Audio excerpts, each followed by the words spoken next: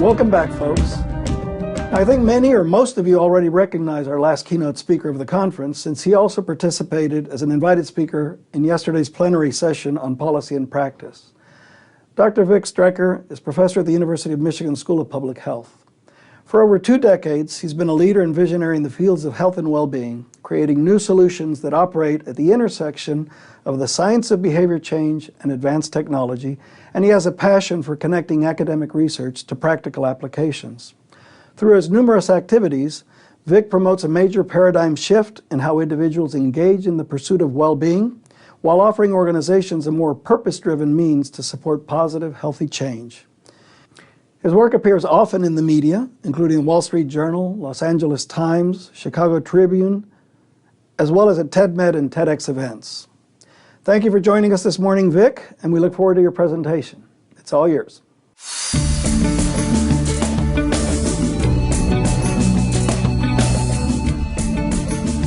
Well, thank you, George. I really appreciate being here and being given the opportunity to provide a keynote to this audience. And I'm going to be talking about working on purpose and present a new model for health and well-being. And I want to start by announcing a couple of conflicts of interest that I have. I've written 2 books. One is a graphic novel called On Purpose. Another, as my editor likes to say, is a book with words in it called Life on Purpose. And importantly, I have a company called Kumanu that I founded, and I am the CEO of, in addition to being a professor at the University of Michigan. And Kumanu focuses on the well-being and purpose of employees and employers. So very, very close to the content of what we'll be talking about. And I will be showing some data that Kumanu has in collaboration with a Harris poll. I'll also be showing, just very briefly, some of the products and components of products that we've built at Kumanu related to helping improve purpose and direction and well-being among employees. But I'm only going to be doing that by way of example of what people might want to think about. So let's go ahead and get started. And I'm going to get started with this interesting experiment where they randomized people into 3 groups. One group, they gave them a heavy backpack. This backpack was filled with just dead weight, 25 pounds of dead weight. And they told them this backpack is filled with 25 pounds of dead weight. Another group, they gave them the same backpack filled with dead weight, but it also included a little fan, an electric fan that was whirring. And they told them that this backpack has important scientific equipment in it. This is equipment that's related to the study, very important to the study, and important to science in general. So it kind of gave them a purpose in a way. The third group, they didn't give them any backpack. So you can imagine what these subjects might be thinking. One group is thinking, wow, I have a backpack of great purpose and my job is purposeful. The second group might be thinking, well, I have, no purpose and a heavy backpack. And the third group must be thinking, well, maybe I'm in a control group or something. I don't know what's going on. So then they blindfolded them. They walked them over to a ramp that had a slope of 14.5 degrees. Typically in these kinds of slope studies, people tend to overestimate the slope that they're actually on. And sure enough, this control group actually doubled their estimate of what the slope really was. They estimated on average that the slope was 31 degrees. So let's hold that as a baseline, 31 degrees. Then they took a look at the people with a heavy backpack of no purpose, just the dead weight. They told them this is dead weight. They felt the slope was 42 degrees, much, much higher. But how about the group that was carrying the backpack that they felt was very purposeful, very important? That group felt that the slope was 31 degrees, right back to the control condition, as if they weren't carrying any backpack at all. Think about times when you've been doing something that you consider very purposeful.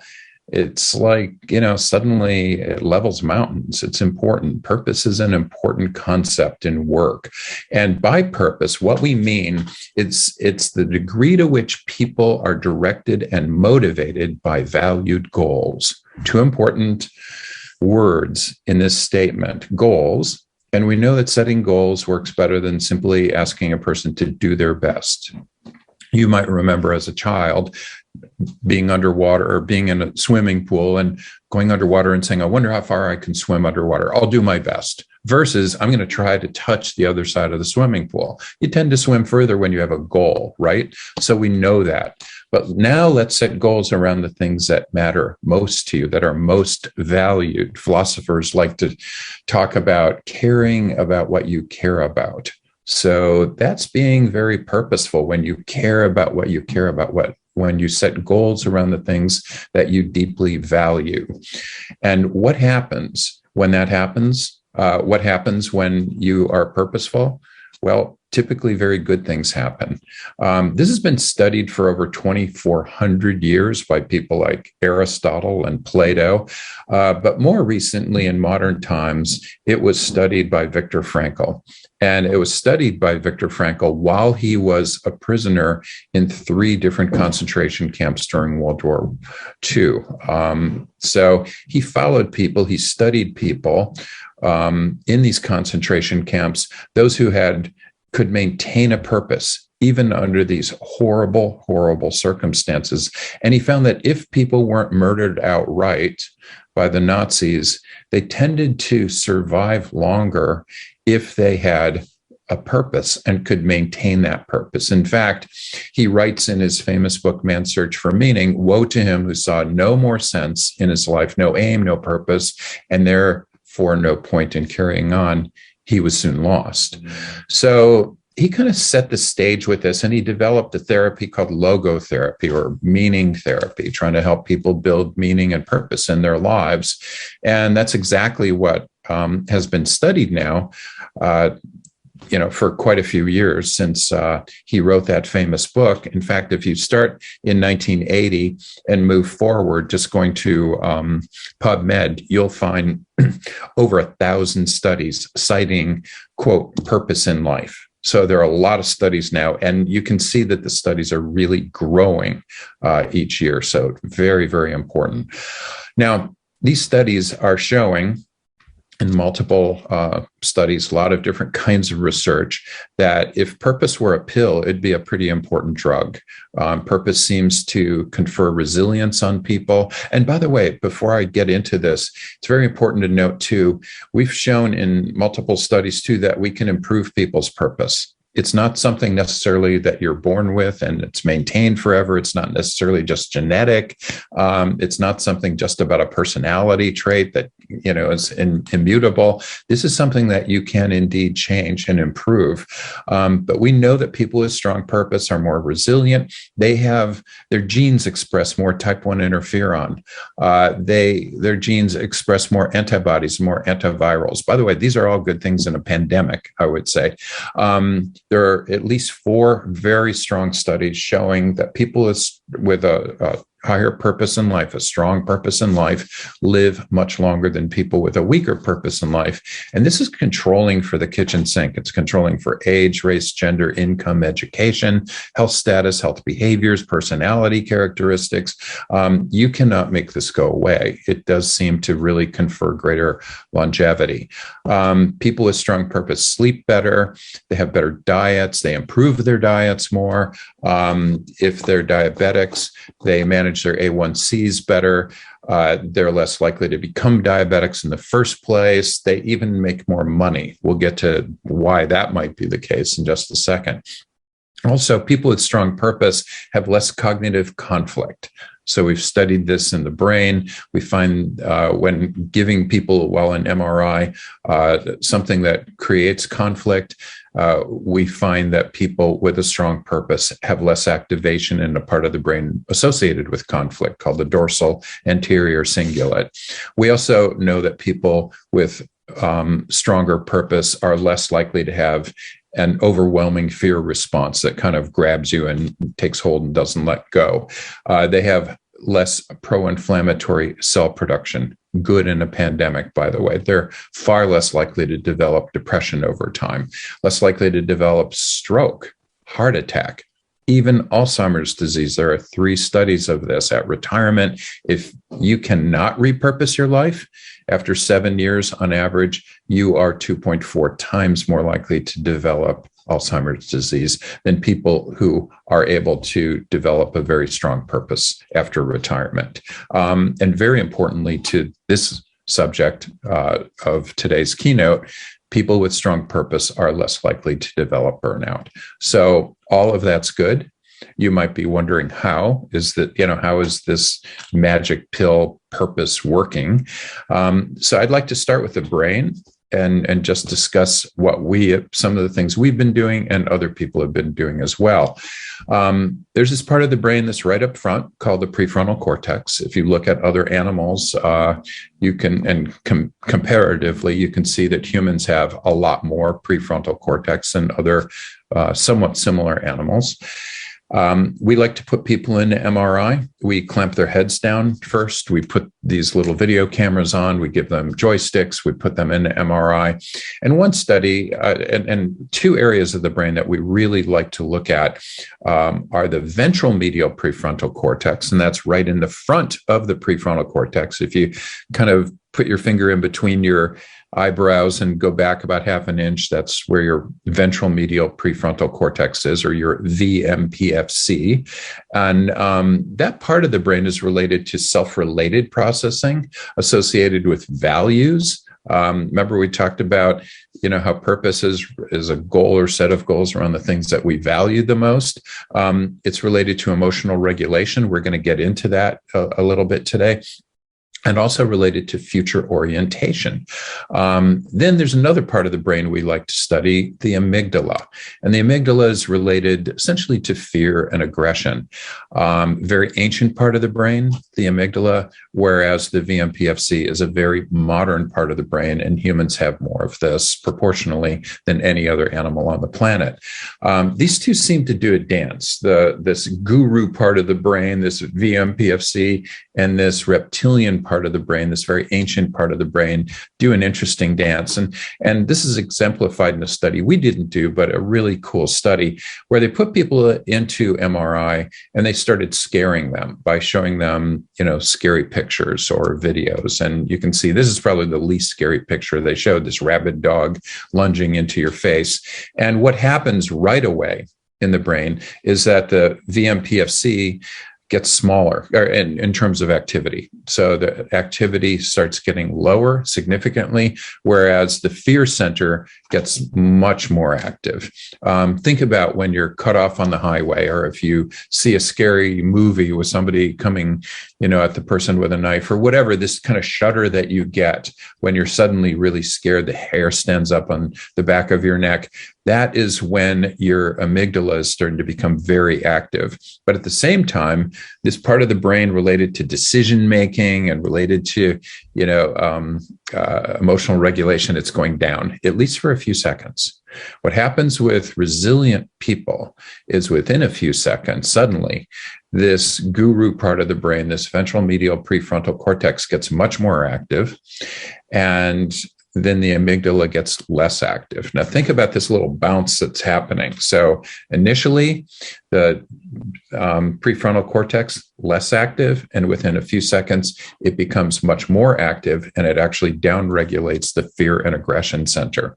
So think about this. If you saw the last Bond movie, or just about any Bond movie, James Bond movie, let's say he's being lowered into a vat of boiling oatmeal or whatever. And so initially, his amygdala is going off. He's scared.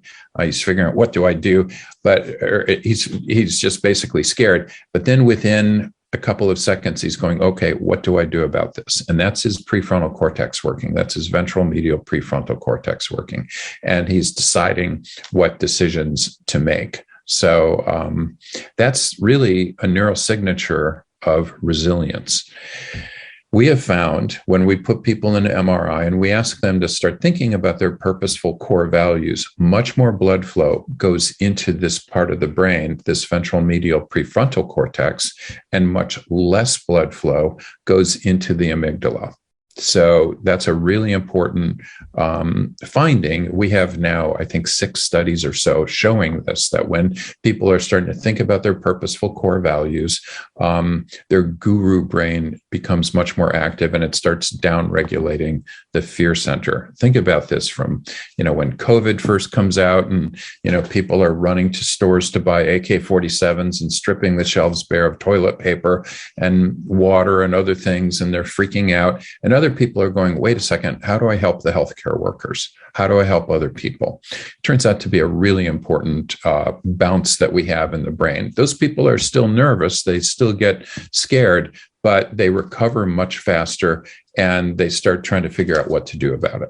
Here's another example of that. This is a study done in a business school where they took business school students and they had them engage in a mock job interview, a job talk.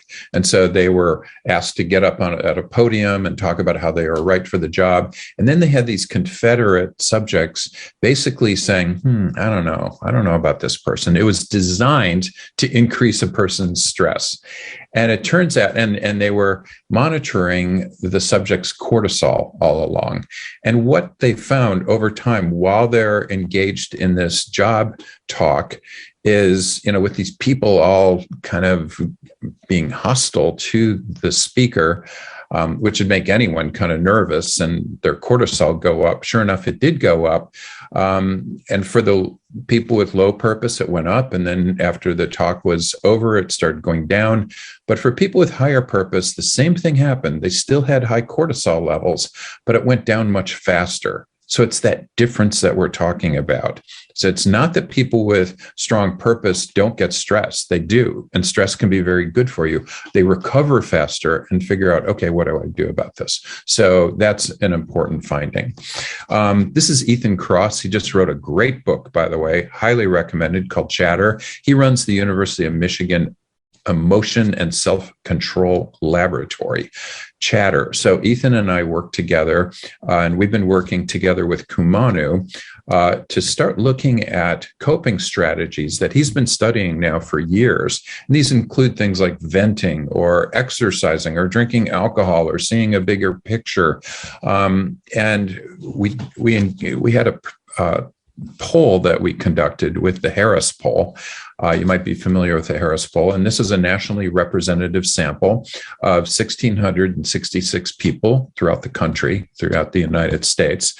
And what we did is take these coping strategies that he examines on a regular basis, and we associated them with purpose, the strength of your purpose in life. So this is basically taking a look at how these coping strategies are associated with purpose in life. And you can see on the left, things like drinking alcohol are associated with people with lower purpose in their lives. Whereas something like seeing a big picture, that's associated with people with very high purpose in life, or finding a silver lining, or not, or knowing this won't last forever, or engaging in a family or religious ritual. Those are all associated with strong purpose in life. Whereas, as I said, drinking alcohol or eating too much or hiding your anxiety or venting, those are associated with lower purpose in life. And this is all represented by these purple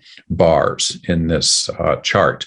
Now let's take a look at how it's associated with emotional regulation. So emotional regulation is basically, can I change my own weather quickly? If I feel dissed, or if I feel angered, or something that happened in the day. And, there's things every single day that happen that might make us upset in some way. Can we change our own weather quickly? Seems to be a really important thing at work, wouldn't it?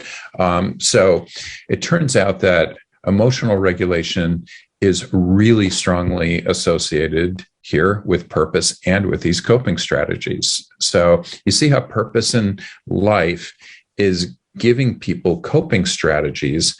At least this is my interpretation. People with strong purpose in life tend to use coping strategies that are associated with emotional regulation, and they're also associated with resilience, using the brief resilience scale. So taking a look at all of this together, having a strong purpose, as we said in a neuroscience, from a neuroscience basis, seems to downregulate the amygdala, this fear and aggression center, seems to give you greater emotional regulation, which in turn gives you greater ability to bounce back in general, greater resilience to stressors. Imagine how important that is in the workplace now. So let's go to work. This is Studs Terkel, and Studs said work in his book, Working. Work is about the search, too, for daily meaning as well as daily bread, for recognition as well as for cash, for astonishment rather than torpor. In short, for a sort of life rather than a Monday through Friday sort of dying.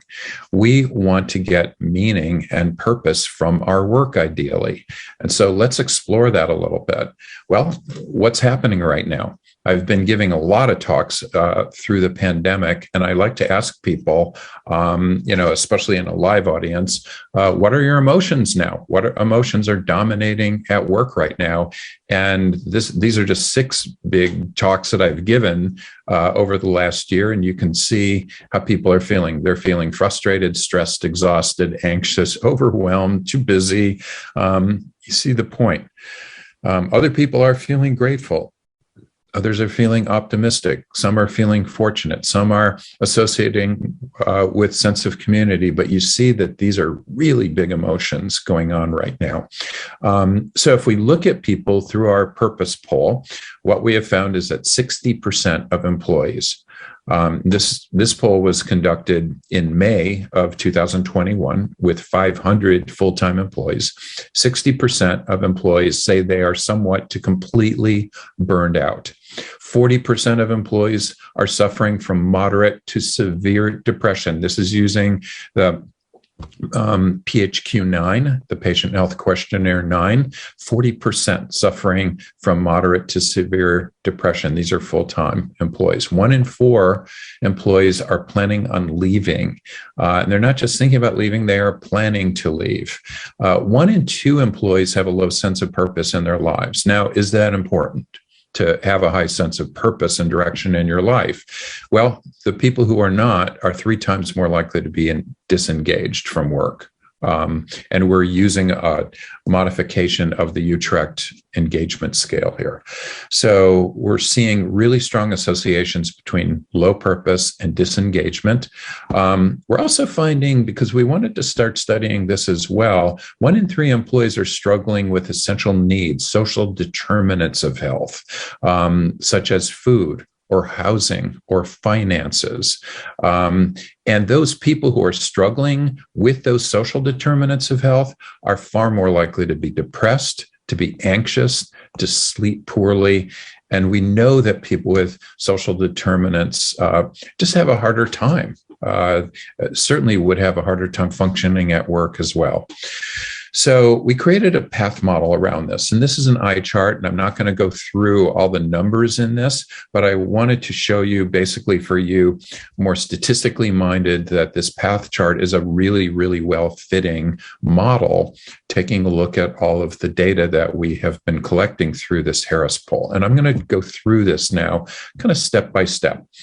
And there are 2 important outcomes we're looking at. One are mental health outcomes, and 2 in particular that we'll talk about are anxiety and depression. And for anxiety, we're using the GAD-7. For depression, we're using the PHQ-9. And what we're finding, as I just mentioned, is that people with food or housing or financial insecurities, and again, 1/3 of full-time employees are reporting having significant, these aren't just minor insecurities, these are very significant insecurities, have lower mental health scores, have higher depression and higher anxiety, and they're not sleeping as well. Also, this is very negatively associated. These social determinants of health, these insecurities, are negatively associated with resilience, strength. We also know that people who are more resilient, and this is part of our model, our structural equation model, people who are more resilient have less anxiety and depression. So you see these 2 things fighting against one another. People might be resilient but they also have these insecurities, which reduces their resilience, and at the same time, it increases their anxiety and depression. We now know, too, through this survey, and we, by the way, administer this survey quarterly, so now we have a lot of data on this, and it just continues to get more supported. People with strong purpose in life have more resilience. And as I was mentioning before, through the work we've been doing with Ethan Cross, people with strong purpose in life have greater ability to regulate their emotions, and that improves resilience. In fact, that's a stronger association than the direct association between purpose and resilience. Also, independent of resilience, people who are able to regulate their emotions have less anxiety and less depression. So think about resilience as more a general ability to bounce back, and emotional regulation is your ability to switch your own weather, to change your emotion rapidly and effectively, to identify what that emotion is and to say, I don't need to have that emotion. I'm going to flip that emotion. So that's emotional self-regulation. Purpose in life influences both of those things. Now, importantly, people with food, housing, or financial insecurities, and you could add in other insecurities, childcare, elder care, transportation insecurities, communication insecurities. These social determinants of health wear away people's purpose in life. So this is important as well. Now, a second outcome or set of outcomes that I've been interested in, and many employers are, in addition to these mental health outcomes, are, before I go further, we might call this purpose in life, resilience, emotional regulation, personal determinants of health. So I did want to point that out. So we have social determinants of health, things like food, housing, financial insecurities, and we have these personal determinants of health, purpose in life, resilience, emotional self-regulation. And we've also been looking at how work might fulfill one's purpose. We're going to get to that in just a second, but I feel in general, the way I like to define purpose is that it's a goal or set of goals around things that matter most in your life. And since we spend very often most of our waking hours working, that's a big part of our life. So what are the goals or set of goals we have at work that help us fulfill our life's purpose? Does my work help me fulfill my life purpose? It turns out in our structural equation modeling, that's a very strong predictor of your purpose in life, whether you feel that your work helps you in fulfilling your purpose. Now, as I was saying before, a second outcome that employers are very interested in is talent. Can I keep my employees engaged at work? Can I keep them wanting to stay in my workplace, to retain my employees? It's very costly when my employees leave. It's costly to recruit new employees, to train them. So super important outcome. And we know, and we've all been hearing about the quote, great resignation lately. And our data certainly supports that, as do other people's data. We have to be really aware of that. So if I'm a benefits manager, an HR manager, a CEO, whoever, those people are super concerned about both of these areas, mental health outcomes as well as talent outcomes. And is there an intersection between these? Yes. These areas shaded in green, these social determinants and these personal determinants, really represent an intersection that influences both of these sets of outcomes in this new model of health and well-being. So just to now move into how important is it that my work is helping fulfill my purpose in my life? Well, people who feel that work is helping them fulfill their purpose are much more likely to be very engaged in their work. They're also much more likely, in fact, over twice as likely, to plan on staying in their job. Super important. What kind of fulfillment? You might be asking, okay, well, how does work help you fulfill your purpose? So we ask people in open-ended question, can you state for us how work helps you fulfill your purpose? And then we use the combination of expert judgment as well as natural language processing to create different types of ways that work helps you fulfill your purpose. And here's what we found. We found, first of all, that 49%, just about half the people, could not write any sentence describing how work helped them fulfill their purpose. We found that 21% said that they were working for personal growth. But let me get to that in a second. 49%, as I said before, couldn't answer the question at all. 13% said it's about the money. I do this to make money. And that's not necessarily a bad thing. People are often working for money to help their family, to help put their children through college for the first time, in the history of their family. There are many reasons why a person wants to make more money, but these people were, in their statements, it was clearly very, very focused on money. There are others who said it's for my own growth. And some people were very clear about that, saying, this really makes me a better person.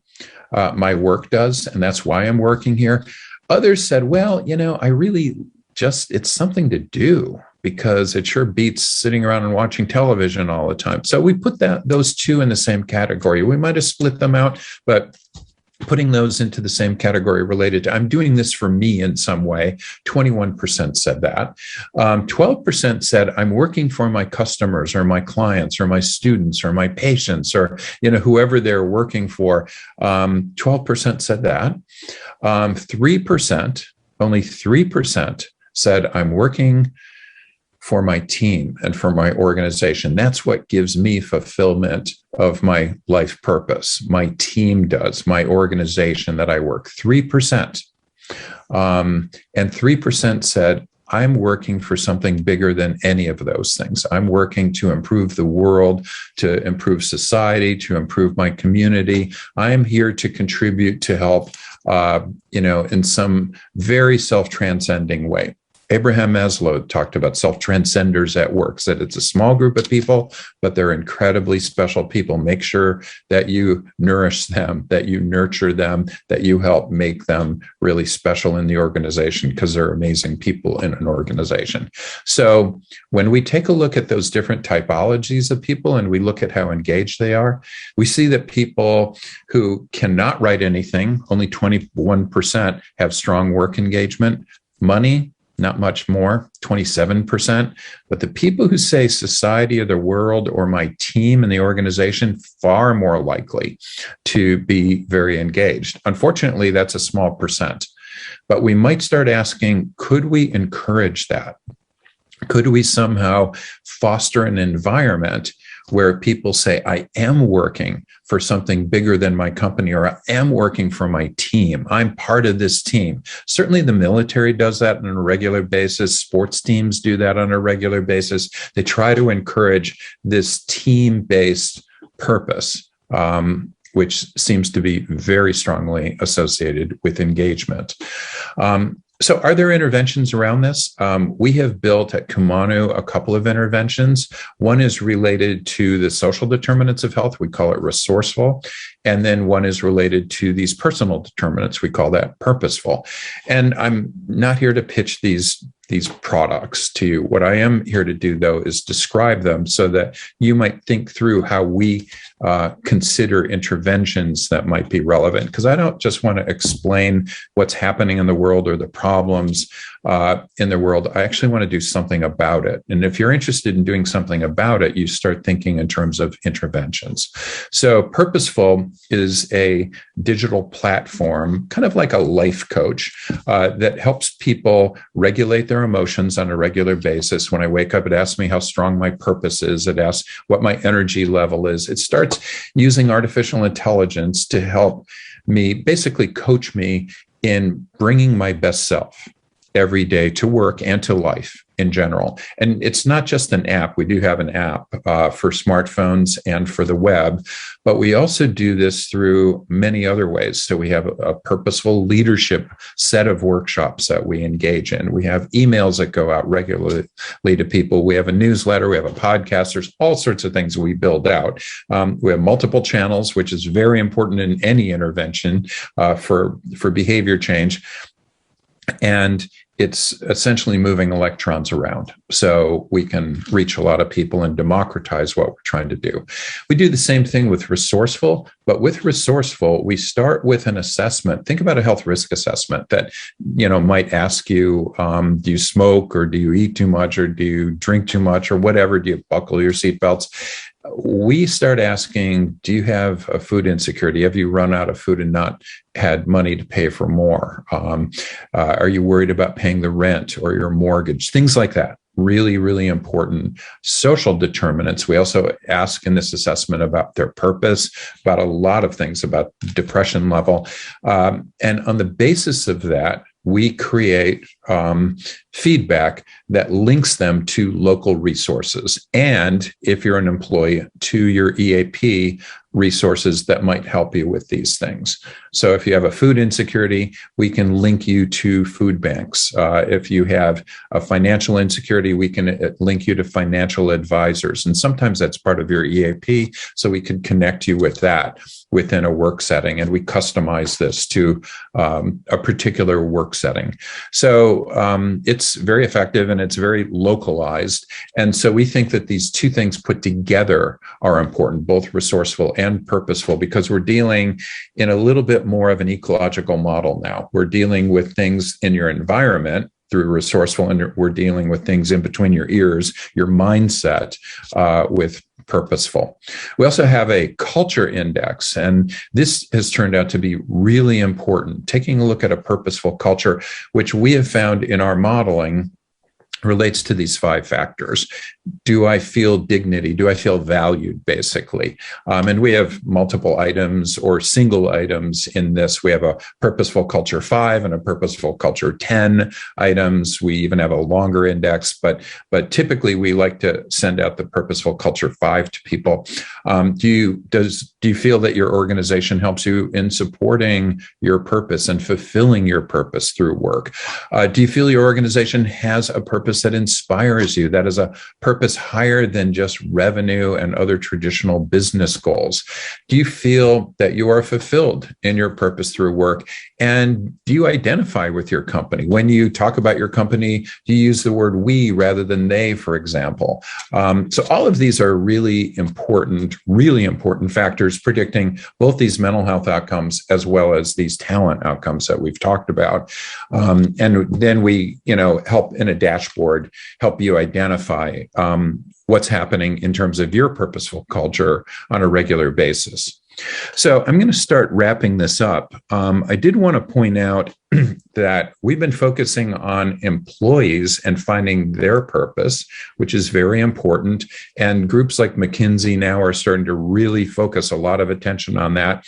Also, there is the concept of an organizational purpose, and people's mission statements sometimes express that. But we believe that it's very important for the organization to have a purpose, just like that individual, that is revenue transcending, that is very authentic, just like hopefully this person has a self-transcending purpose. And these big companies such as Ernst & Young, McKinsey, Deloitte, BlackRock have all been thinking about this a great deal lately. This is a study that was done and presented published in the Harvard Business Review by Ernst & Young, looking at senior executives and asking them how confident they are that the firm's purpose, their company's purpose, has been explained clearly. You see that the vast majority of CEOs feel, oh, yes, of course, the firm's purpose has been explained very clearly. But notice as you start dropping down in the C-suite that fewer and fewer people believe that, actually. So when you're starting to talk to vice presidents, suddenly this is dropping to only 50%. And our guess is that as you start talking to employees, it's going to drop even more. And in fact, that's exactly what we find through our Harris poll. So when we ask people, do you strongly agree with this statement? I know my company's purpose. 34% say I do. 31% believe in their company's purpose. 25% believe their coworkers support that company's purpose. 30% see how they can support the purpose. And 28% feel enabled to support the company's purpose. Now, basically, What if that were your basketball team? So we're moving into basketball season now, right? We have 5 players on the court. And of those 5 players, let's say on your basketball team that 2 knew which basket they're going to, and 2 cared which basket they're going to. And 1 thinks his teammates care which basket you're going to. 2 of them know which positions they're playing, and 1 thinks its efforts could make any difference at all. Would your basketball team win? I don't think so. So how do we become more purposeful?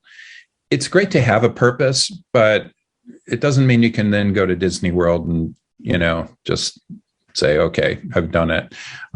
It's important to think about aligning with your purpose every single day. So I'm going to give you some examples of this in my own life. I have certain values, certain things that I care about a lot. As I said before, philosophers say, care about what you care about. It's very important. So, for example, I care about my family. I care about my friends. I care about a lot of things, and those all influence what I might call my be goals. I am here to be those things. I am here to be a family man.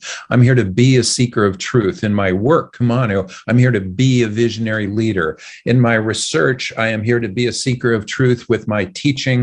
I'm here to be a really good, engaging teacher, to be, I love the arts, especially local arts. So I'm here to be a supporter of the arts locally, but also I want to be globally engaged. So I'm here to be globally engaged, but also I don't want to just be a boring stiff either. I want to be fun loving. So there are a lot of things that I am here to be. I call those my be goals, and they're very much associated, by the way, with this ventral medial prefrontal cortex. When we think about what we're here to be, that part becomes super active. And by the way, we can assemble these to form a purpose. So I am here to be a family man, to be a visionary leader, friend and teacher, to be a seeker and supporter of truth and beauty, to help the world become more purposeful, and to help get people out onto the dance floor. Just think about that metaphorically. So many of us are wallflowers. And wallflower is an interesting word, isn't it? I mean, you're a flower, you're something beautiful, but you're standing on the wall or sitting at the wall. You're waiting for somebody else to ask you to dance. Whereas I want to encourage people to get out on the dance floor, whether somebody asks them to or not. And I want them to dance. Oh, well, I might make a fool of myself if I'm out there dancing. Who cares? It's your life. And so when you are out there, whether it's at work or in your life, it's important, I think, to help get out there and fulfill and follow your purpose, being more purposeful, because it's your purpose. Your purpose is different than mine.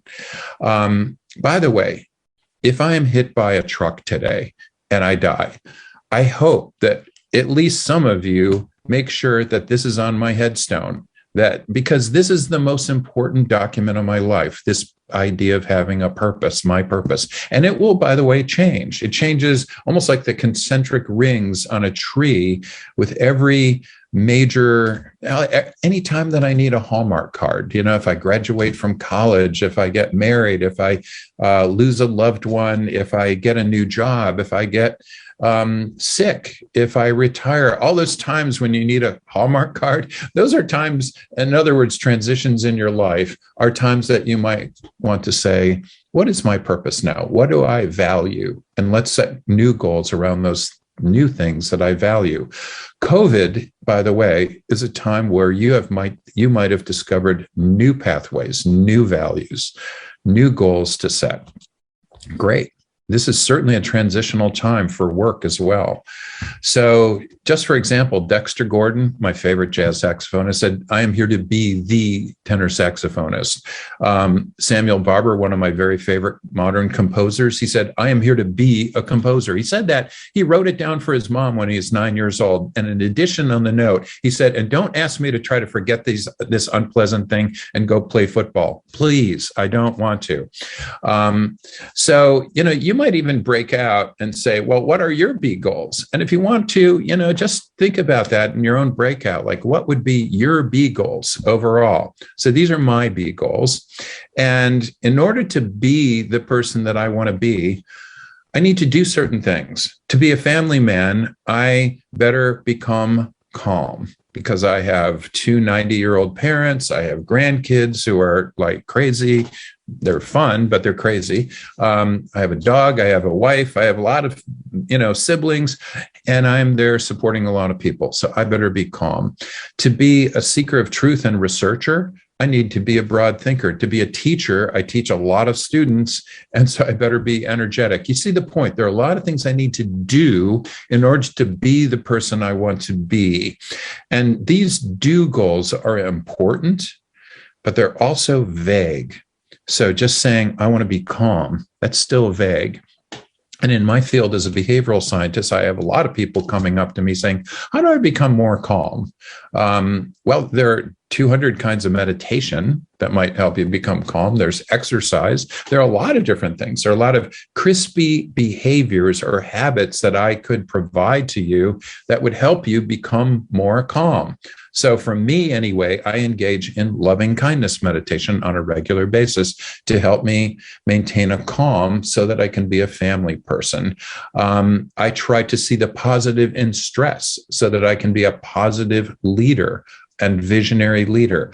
All of these things are important to me. I engage in time-restricted eating, so I'm more energetic, so that I can be a better teacher. So you see these points here. All of these are kind of saying, before I start with the how, I need to begin with the why. I need to understand why I am doing something. And once I have that why, as Friedrich Nietzsche said, I can manage almost any how. That's really important. And also what's key to having a purpose is that it also defocuses you on all the things that don't mean a lot to you or shouldn't mean a lot to you. Do you really want to continue to follow what Kim Kardashian is wearing on social media? I mean, she might be a really nice person, but who cares? So I am hoping that in thinking more about your B goals, you're focusing less on the insignificant detritus of your life. You're very focused on and committed to your goals, but you also accept the fact there will be input all the time. There will be stresses all the time coming into your life. This helps you become more purposeful. And when you become more purposeful, in general, we have found that you become less depressed, you become less lonely, you become more satisfied with your life. I'll give you a couple of examples. These are real examples of real students that I've had and then have gone into the real world. This is a student whose purpose is to go to sub-Saharan Africa and be a leader and healer and to help the sick and the dying. And she's very religious, so she wants to serve her God. If you look at her B goals, one is to serve her God. In doing that, she wants to stay in touch with her God. In staying in touch, her action goal, her crispy behavior, the habit she can build every day is to pray. That makes sense. To be a healer and leader, another B goal, part of her purpose in her life, she needs energy. And to get more energy, she's focused on sleeping better every night and on eating well every day. She also, to be a great healer, she needs empathy. And to do that, she's learned active listening. So all of those are important for her. This person is he built a startup in the well-being area. He needs to be energetic, innovative, engaged, and inspiring. That's his purpose in his life. To do that, he starts engaging in different do goals like being creative or connecting with people. That's an action goal that he has. He sleeps better, engages in yoga so that he can be more inspiring, so that he can be a better leader. And he bikes to work so that he can have more energy as well. So you see these different things that a person is doing on a daily basis, these habits that they're building in order to do certain things to be the person they want to be. Finally, this is a person who runs a laboratory at the University of Michigan. She wants to be a strong woman, finding new discoveries that help others, and to be a loving partner. So she says, to be a strong woman, I want to be physically strong. So to be physically strong, I'm going to drink 6 glasses of water a day. That is a crispy set of action goals that she has. and she can check that off at the end of the day. She also is a kickboxer, so she takes kickboxing lessons. So she is really badass. She is a physically strong woman. Also, to be a scientific leader, being a scientist is interesting, isn't it? For you scientists out there, you have to be disciplined, but at the same time, you have to be open-minded and creative. Those are two parts of the brain that are really dissociated. They're pretty different from one another. How do you engage both of those things going on? So she tries to do that through a combination of time management and mindfulness programs that she engages in. Also, though, to be a loving partner, she goes to tango lessons at night. Love that. So you see how those things are connected, your be goals, your do goals, and your action goals. And, if you were to break out now and say, okay, I'm going to draw this set of concentric circles, what are your be goals? Again, start with the things that you value the most. You might ask what things do you value the most? Who relies on you? What causes do you care about? You might even go as far as to say, what would I want on my headstone if I were to die? What would I want people to say about me? Jonas Salk said later in his life, we should be good ancestors. What would you want people to say about you 200 years from now? 500 years from now? Wouldn't you love to have your ancestors look back on your headstone and say, that was an awesome ancestor? That's what Jonas Salk said we should all be thinking about, that bigger picture, that bigger time horizon. Again, that's part of the ventral medial prefrontal cortex. That is why people with stronger purpose make more money on average after 10 years, controlling for net worth and income at time one at baseline. They make far more money, probably because they have that longer time orientation, that future orientation. They say, I'm going to invest in the future. So that's what we're talking about here. People who are investing in the future so that they can have bigger lives and stronger lives. So, these are two existentialist philosophers, Jean-Paul Sartre and Simone de Beauvoir. They were partners for over 50 years. They actually never lived together and they never got married, but they were lovers for over 50 years, an amazing couple. And they're also essentially the mother and father of existentialist philosophy. What is that? Existentialism, as you might guess, talks about existence. And both of them talked about how do we live that existence? We know so much now. They were, very famous in the 1920s and 30s and 40s. And they talked a lot about how we need to build our own purposes now. We're free to build our own purposes. In the past, maybe, other organizations or institutions or communities told us what our purposes should be. Then suddenly in the modern era, we had to find our own purpose and make our own decisions, which they said was terrifying. Well, it kind of is in a way, because we have to figure that out for ourselves. And we know so much now, Jean-Paul Sartre was saying, we've figured out so much more about the universe. We've figured out things about relativity. We've learned much more about medicine, much more about science and technology, which he said everything's been figured out except how to live. In public health and in medicine, do we really think a lot about how to live a big life? We think about how to live a longer life. We think about how to avoid diseases. That's great. And we may talk about quality of life, but the number one journal in public health is, by the way, Morbidity and Mortality Weekly. That would make Jean-Paul Sartre and Simone de Beauvoir cringe. I think we need more public health existentialists. We need people thinking about this public health imperative of living a bigger life, getting out on the dance floor, of helping people build their own purposes, and regardless of what other people think, dance, to enjoy their lives, to live these bigger lives. How do we do that? Well, we get a lot of fulfillment of our purpose through work, hopefully. And if we don't, we should be able to help people from custodians to CEOs craft greater purpose in their lives through their work. And in doing so, they can live bigger lives.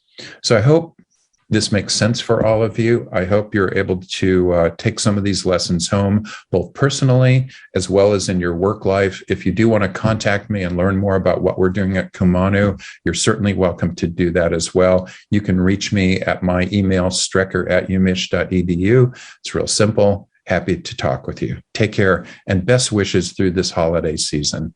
Thank you very much.